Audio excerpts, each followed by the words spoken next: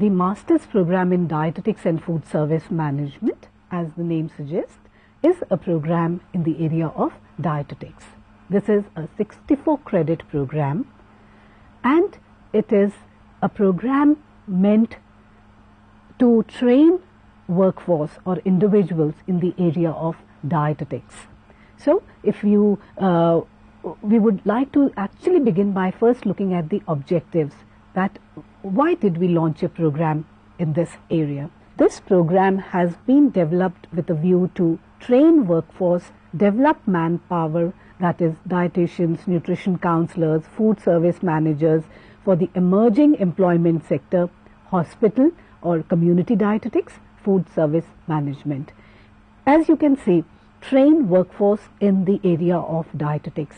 Today, as most of us see that people are becoming more and more aware about health, nutrition, what they should eat, and this is reflected very well in terms of the various slimming centers or the health clinics mushrooming all over our country.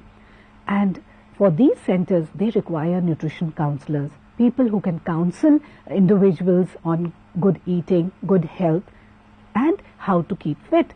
Therefore, there was a need for this kind of manpower who can actually do nutrition counseling to the patients. Now, dietetics, we all have heard of dietitians in the hospital. Well, to be working as a dietitian, you need to have a professional training in this area of dietetics, and that is what this program caters to. It will provide information, knowledge, it will help develop skills for individuals to work as dietitians, nutrition counselors, or some people might like to work in food service units, establishments. This program will equip you with right knowledge, skills to work as food service managers. So this was the basic objective of this program. Further, we also, when we were developing this program, we realized that this program will provide higher education to learners to enrich their working lives by entering the labor market and starting their own food service unit, leading to entrepreneurship. Like I said earlier, we are training people to become as diet counselors, dietitians or food service managers. So with this program, you will actually be able to run your own food service unit, or perhaps start your own diet clinic or nutrition counseling center, and thus you can be an entrepreneur, you can start your own business. This was the second main attraction or the objective of this program, and I'm sure our learners will benefit from a program like this. The third and the most important objective of our program is to actually help in the career progression of in-service dietitians. What was happening, or what you see on the monitor now, you see it is upgrading the professional competencies of serving personnel in food service establishments such as dietitians, diet technicians, counselors, upgrading their knowledge and equipping them with productive skills to enhance their career progression and employability.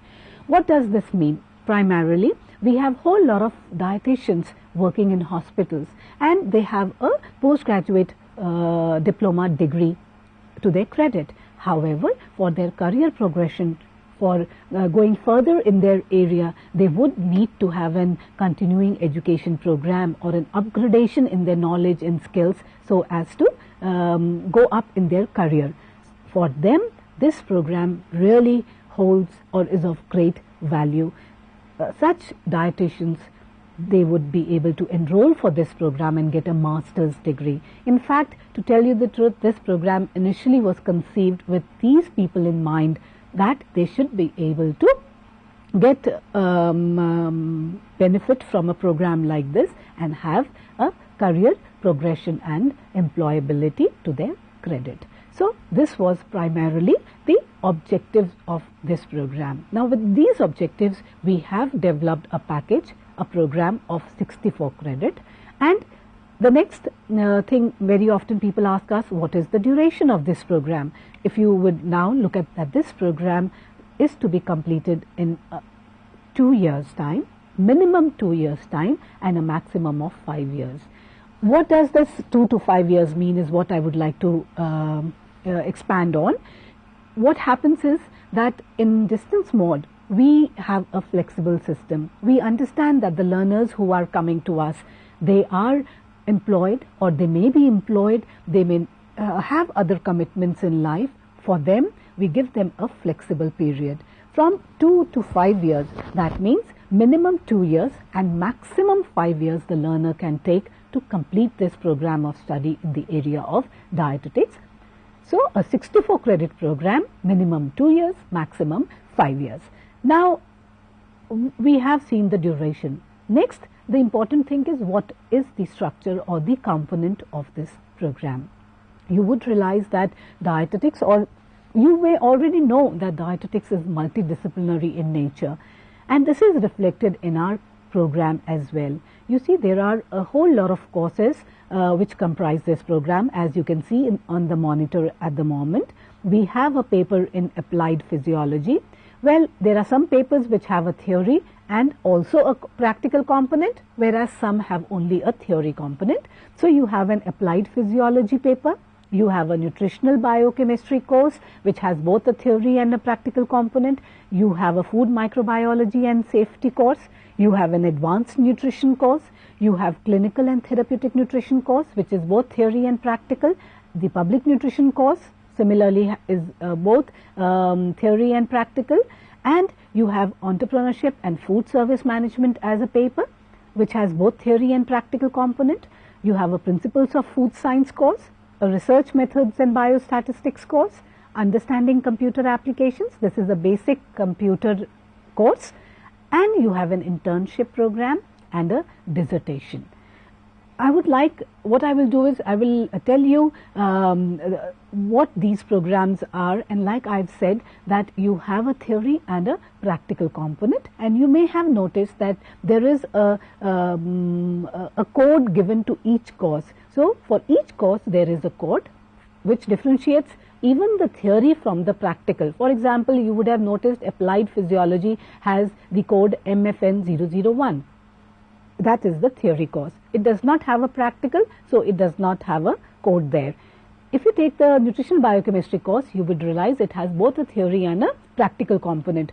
The theory component code is MFN002 and the practical component becomes MFNL. L means for laboratory work and the code 002 remains the same. Why I am telling you this is, as a learner you will get your course material, so you should be able to distinguish between what you have got and what you have to study. So this was the basic program structure. Basically there are total 12 courses which you have to take in a period of 2 years. Now the next thing you would want to know is that 64 credit, how do these courses lead or go on to make the 64 credit? And I would like to tell you that as you will look on your monitors, you see applied physiology is a theory course of 4 credit. The nutritional biochemistry, which I said was MFN002, has a 2 credit theory course and a 2 credit practical course. The microbiology course, which is food microbiology and safety, equally has a 2 credit theory course and a 2 credit practical course. And the principles of food science has a 2 credit theory and a 2 credit practical course. If I continue on this, you would see the advanced nutrition course. It has a theory of 4 credit and a practical of 2 credit. The public nutrition course also has a theory of 4 credit and practical 2. Clinical and therapeutic nutrition and entrepreneurship and food service management. Both these courses have 4 credit theory and 2 credit practical course. Other than these courses, we have a research methods and biostatistics course which we have informed earlier. This is a 6 credit only theory course. There is no practical link to this. And we have a understanding computer applications, a course in the area of computers. This is a basic course in computer applications, and this is a 2 credit theory course. And then we have an internship program which is of 8 credit and a dissertation 8 credit. what is the internship program, what is the dissertation, I will take up a little later in this presentation. But here I wanted to give you a total picture of what are your courses and what is the credit weightage for each of these courses. And you must actually be very particular that whenever you get your material from IGNOU, you will see that the material comes to you, and you should be able to identify these material, as I said earlier. And here I would also like to tell you that there is a program guide. A program guide gives you all information related to the program which you would like to know. Therefore, it is very important that when you get your material from IGNOU, please pick up this program guide before you start studying your program, and read this program guide thoroughly. In fact, this is like your, say, Bible, Gita, whatever you want to call it. This is the basic. This gives you all the information you want to know. Very often students call us, how do we do this? What are we supposed to do? All that is included in this program guide. You don't need to go to anybody. Just pick up the program guide, and start reading all this information. Even today what we are presenting is all there in this program guide. This will really make your learning very systematic. It will save time, and all that anxiety and anxiousness which students face, you will see that going through this, many of your day-to-day queries will be solved by just reading this program guide. So we have these courses, we have a program guide which gives you information about each of these courses. Now I informed you that this is a 2-year course. The next thing you would want to know that which are the courses which I have to take in the first year. From this pool of courses which I just presented, let us have a look at which are the courses you will have to take in the first year. If you look at the monitor, you see the Applied Physiology course is the first year course, along with Nutritional Biochemistry, Food Microbiology and Safety, Principles of Food Science, Public Nutrition, and Understanding Computer Applications. What you see are the credit weightage. Therefore, an Applied Physiology course, which is only a theory course, 4 credit, the booklet will be sent to you. Along with this, the Nutritional Biochemistry, 2 for theory, 2 for practicals, Food Microbiology and Safety, and all these courses material will be sent to you as part of the first year course. So these are the courses you will have to take in the first year. Continuing on to this, what are the second year courses? If you look at the monitor now, you would see the Advanced Nutrition, Clinical and Therapeutic Nutrition, Entrepreneurship and Food Service Management, the Research Methodology and Biostatistics paper, the Internship Programme and Dissertation. These are the 6 courses which you will have to take in the second year. So, having a good idea about the courses and how they are placed in the 2 years, I am sure you would be clear what you have to do as part of this program. Now, there are a whole lot of courses, so don't panic that, oh God, 6 courses in the first year, 6 in the second year, how do I cope? Well, to help you deal with these courses, we have arranged counseling sessions for you at your program study centers. Now, for which course, how many counseling sessions are to be provided to you, we have worked that out, and that schedule will be available at the program study center. So, you must go to the program study center which is allotted to you, and you should be able to take up these counseling sessions.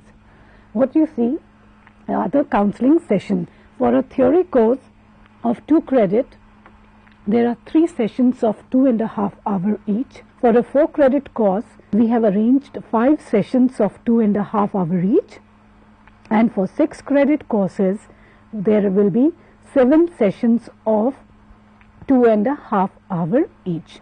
Now, these theory counseling sessions, like I said, will be conducted in your program study centers, and you will get good guidance by your counselors there. Any query related to the course or how to do the assignments, you should be able to take this up in the counseling sessions. This, what you are seeing, is the counseling for the theory session. Let us look at the practical component. You see, there is a practical component also for your courses, and the practical counseling sessions, 14 sessions have been arranged for each practical course of 2 credit. These 14 sessions will be conducted in a period of 1 week. So, morning, evening, you will have each day 2 sessions. So, like this, you have 14 sessions of 4 hours each for each course of 2 credit practical. All your practical courses are 2 credit courses. And as you can see, the 15th session, that means the 7 days you have your practicals, the 8th day will be your final term end examination for the practicals. So, whatever you do in that 7 days or 1 week of practicals, you will be tested on the 8th day in a term end practical examination. Now, to facilitate you in conducting these practicals, we have developed practical manuals which will come to you as part of your course material. These practical manuals, you would realize, are actually workbooks. You will not need to develop any practical book or practical lab copies or anything to do like that.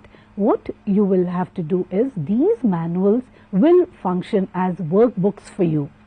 You will realize that for each practical, we have given you the theory behind the practical, we have included activities or experiments in that practical, and you will conduct those practicals based on the instructions given in the manual. And then whatever are your findings, observations, you will record in the practical manual itself. So please, these manuals are very important for you, and you must keep them, you must preserve them very carefully, because you will be evaluated based on your work in the lab, based on your work, what you report in these practical manuals. And this will also serve as good reference material for your term end examination, which, like I have just informed, is going to be on the 8th day of 6 hours. So, this is how we have arranged your practical component. Practical component is compulsory. What you see on the monitors now, 14 sessions of 4 hours, each and every student must attend these practical sessions. If you fail to attend these practical sessions, you will not be awarded the degree of the master's program in dietetics and food service management. I am repeating, practical component is compulsory, 1 week per course, and like this, in this entire program, there are total 7 practical courses, of course divided in 2 years. The first year, there are 4 practicals courses for which you will have to put in this kind of time schedule, what we have put on the monitor for your reference. I hope this practical component is clear for all of you. Now, moving on from the counseling schedule for theory and practical, you would also now want to know, how will you be evaluated? Well, evaluation is important, because at the end of it, you will have to get a degree. What we have done, we have a separate evaluation for the theory component and the practical component. Let us begin by the entire evaluation process has been put for your reference. What you see, we have a continuous internal assessment through assignment. We have a term end examination. You have a practical component, like we've already talked about, the practicals you will have to do, and you have dissertation and internship. You will be evaluated on all these 4 aspects. What is the continuous internal assessment? Well, this is through your assignments, and this carries 30% weightage. What does this mean? The assignments will come to you as part of the course material. You will have to attempt the questions given in these assignments. You have your books to refer to. Based on that, you will attempt these assignments, and you will submit these assignments based on the deadline given in the assignment. You will submit them at your study center, and the counselors there will evaluate it, and you will get back your assignments.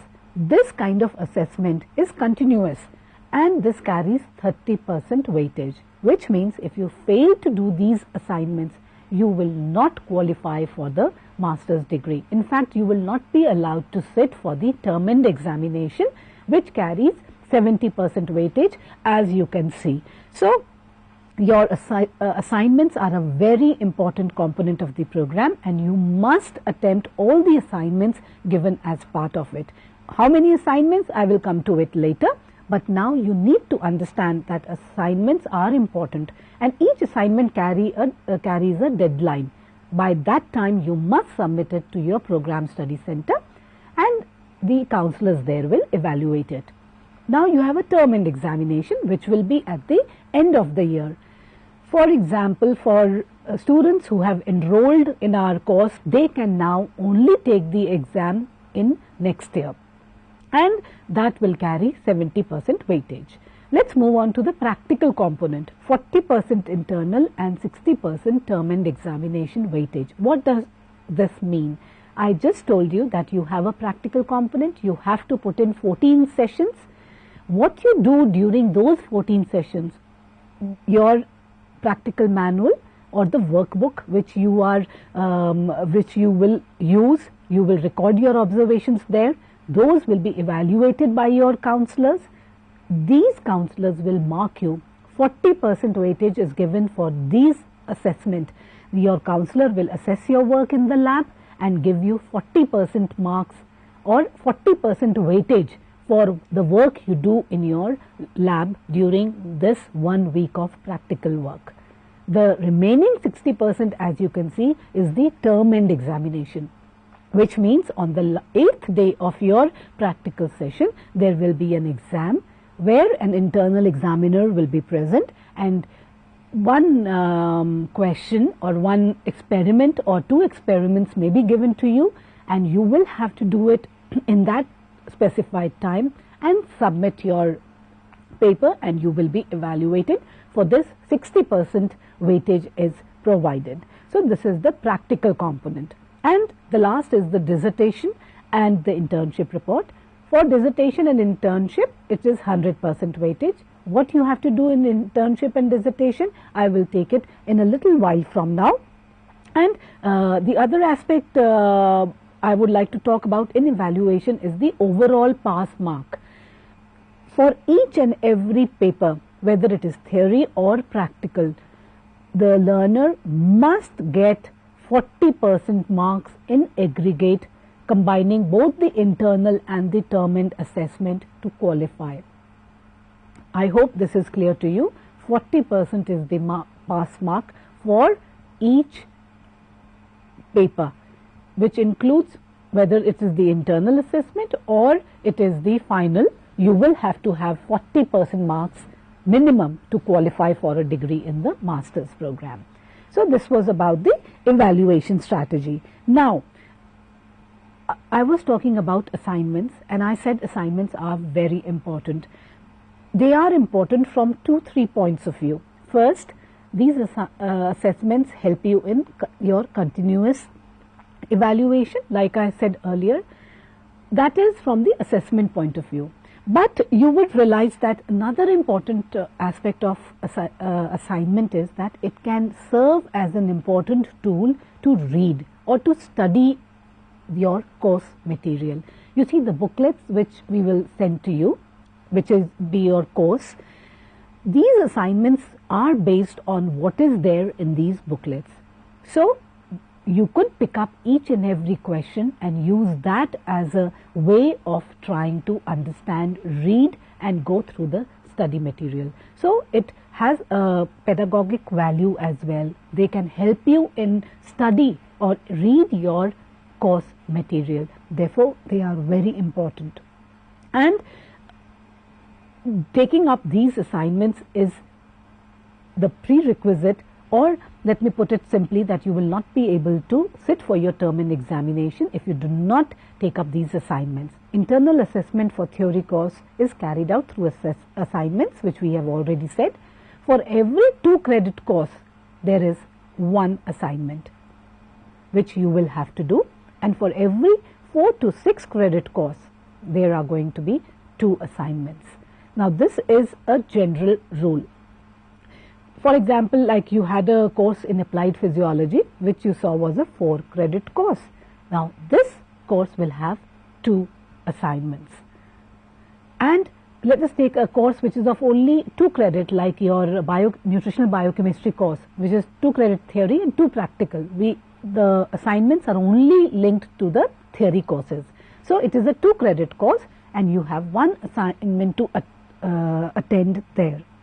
Likewise, if it's a 6 credit course, like your search methodology and biostatistics course, there you will have to also do 2 assignments. So in total, in your 2 years, you will have to do roughly about 16 assignments, of course divided in the 2 years.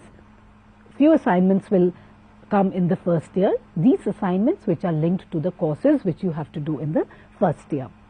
And each assignment will, the first page will give you that this particular assignment is focusing on which particular units in your course material. So please read the instructions very carefully. Your program guide, which I said will also come with your course material, also gives good instructions on how to do the assignments. Please follow them very carefully and accordingly complete the assignment. Do not forget the deadlines which you must maintain while doing these assignments and submission of these assignments. That is important. So the assignment, we have given you a simple concept of how many assignments, and each course how many assignments will come with each course.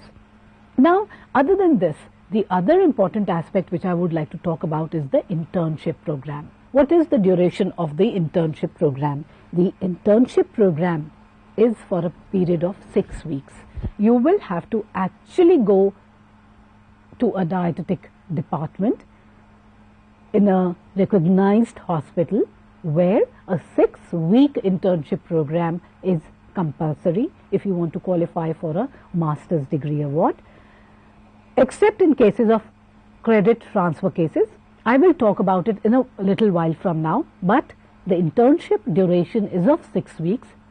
We will tell you where you have to go, what are which are these dietetic departments. We will identify for each region and we will convey it to our learners.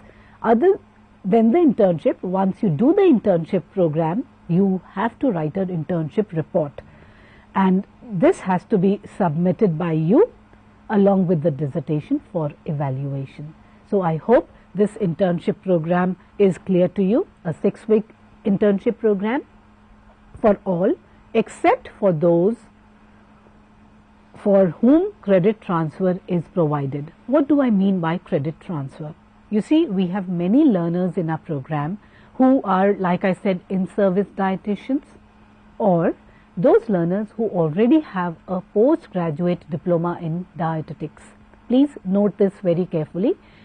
Those learners who have a postgraduate diploma in dietetics and who have already done a 3-month internship program as part of this program, for them we have given them credit sharing for the internship program. We would not want you to repeat this again and again, but you must have done this in the last 5 years. That means only those students who have done their postgraduate diploma in the last 5 years, they will be exempted from this internship report. From this internship program. And the in-service dietitians, those dietitians who are already working and they have the experience, they are doing this on the job, for them we have given them the facility of credit transfer. For them, they needn't do this, and we will give them this benefit, what we call as credit transfer. I hope this is clear about the internship program. Each student who has to go and do the internship program, a list of institutions in each region will be provided to the program study center. So the students will contact the coordinators in the program study centers, and they will allot you these centers where you can go and do your 6-week internship program under the guidance of a dietitian in the hospital. So this is about the internship program. Now let us move on to the next important component, which is the dissertation. Now this is the research component of this master's program. As you can see on your monitor, this has to be carried out under the supervision of the counselor or the guide, which will be appointed to each learner by the program in charge at the respective program study centers. Please note this very carefully. The dissertation at the end have to be submitted to the university for evaluation, and that's not the end of it. You will also have to attend a viva voce, where an expert or the evaluator will evaluate your work on a one-to-one, face-to-face. You will be answering the queries, or you will be sharing your experiences related to your dissertation with the evaluator.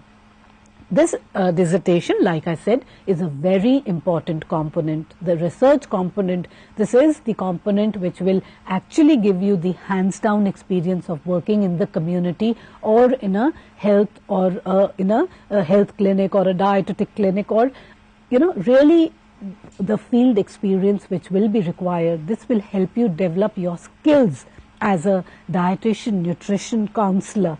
Therefore, please take up this 8-credit dissertation work very seriously, and don't panic. This is something which you will do in consultation with a guide or a counselor or a supervisor who will be allotted to you. In discussion with the counselor or your guide, this person will facilitate you to carry out this small research project which you will do on any topic you can pick up, and you will have to implement the project and then prepare a report and submit for evaluation. And after evaluation, you will be called for a viva voce, and you will have to defend your thesis or your dissertation. So this is about the dissertation, and this carries 100 marks. I hope this is clear to you. Now, another important aspect related to all this is the term end exam, which is important in the sense that many learners come to us and they say, ma'am, I want to take the exam, say in June. Now what do I do? All such queries we would like to tell you. Term end examination schedule, which the university conducts term end examination 2 times in a year, one in June and one in December. The last date for submission of examination forms, suppose you want to appear for the June exam, then you must submit the examination form. I repeat, students who do not submit the examination form cannot sit for the exam. It is your duty to fill up this examination form 1st February to 31st March. During that time, you must fill the examination form and submit it here to the registrar SRNE at the IGNOU headquarters. Similarly, suppose you want to take the December exam, then you must, the time is 1st August to 30th September. You must fill up the form during this time if you want to appear for a December exam. Where will you get these examination forms? The program guide I was talking about. This has all set of forms which you would require during your course of study.